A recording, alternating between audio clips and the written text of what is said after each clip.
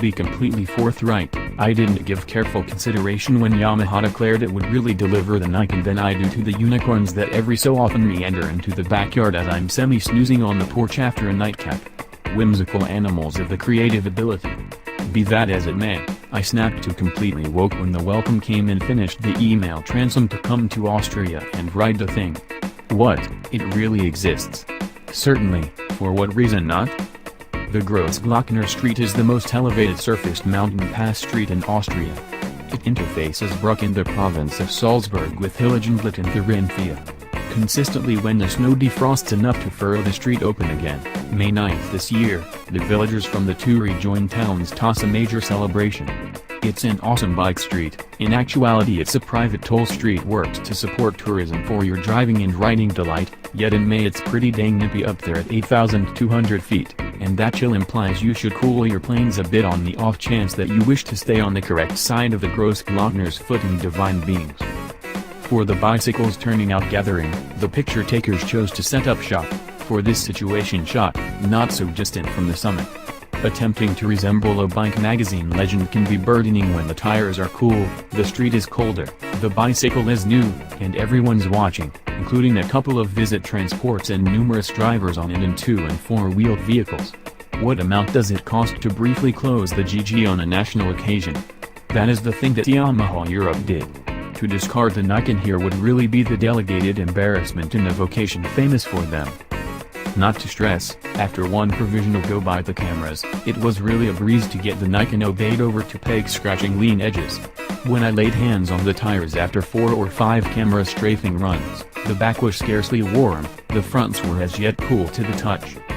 In the event that cutting corners is the premise of what makes energetic motorcycling so agreeable, at that point the Niken is tied in with refining that inclination and making it simpler and more secure for the rider to cut away to his hard substance, under a considerably more extensive scope of conditions on account of having 2 contact fixes in advance rather than only one. The expectation is that when one loses footing, alternate takes up the slack sufficiently long for its mate to recover hold.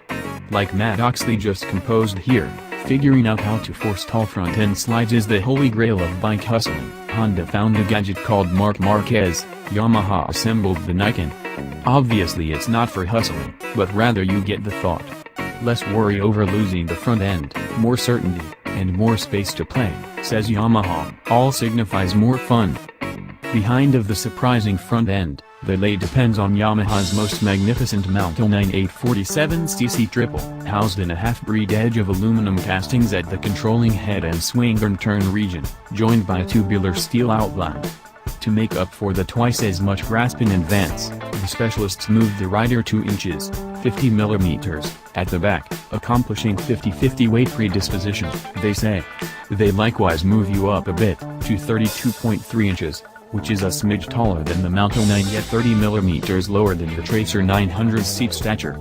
The seat's a bit on the wide side, as well, with regards to the Niken's more extensive frontal territory, and the underlying impression is this is a truly substantial and strong cruiser as you lift it up off the side stand. Not at all like the Piaggio MP3, there's no locking gadget to hold you upright, you need to put a foot down at stops. Yamaha claims a completely powered, 4.8 gallons, weight of 580 pounds, which is 155 more than it claims for the 2-wheeled Mountain 9. Controlling's not what you'd call light, but rather once you're acclimated, the Niken can be pushed onto its side truly rapidly, on account of only 74 millimeters of trail.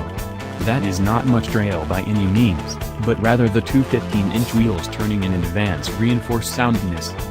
To completely acknowledge the amount more side grasp you have might take over a day. Pursuing our British guide into one quick corner that taken care of, I pressed on a finger of front brake and felt more inclination for the Niken to stand up than an ordinary bicycle. Examining that with him over espresso, he brought up the other side of it is as opposed to braking in that circumstance, you can just counter-steer more than you might suspect you should, and the Niken will fix its line and go ahead. He was correct. It does.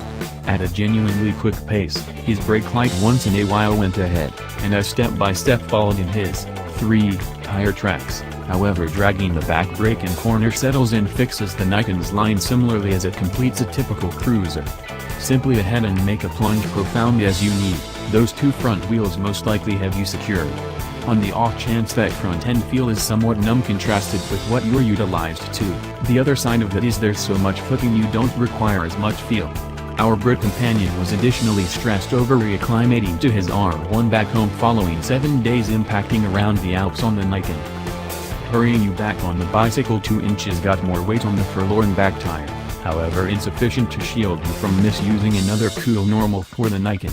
It's ready to turn the back up out of tight corners in finest crossed-up lawbreaker mold, with substantially less possibility of ending up in the weeds on account of the marvel of there being 2 contact fixes in advance.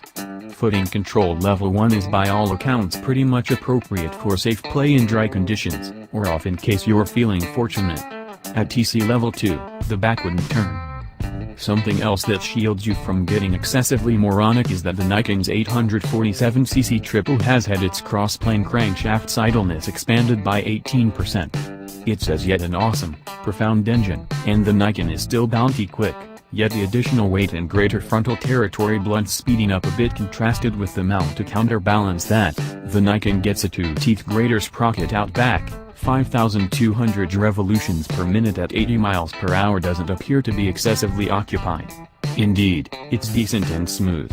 In case regardless we're whining about sudden reaction on the Mount 09, I question it's an issue for even the finickiest rider on the Niken, which offers soft, normal and direct energizing modes.